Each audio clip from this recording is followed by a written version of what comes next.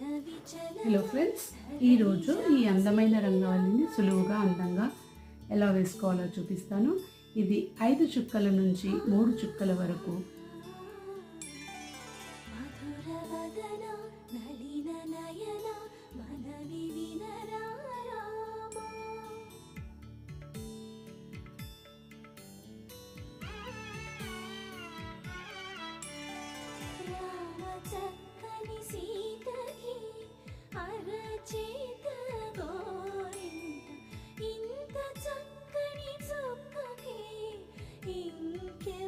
ఇలా ఈ అందమైన రంగవల్లిని సులువుగా అందంగా మీకు నచ్చిన రంగులతో వేసుకోవచ్చు.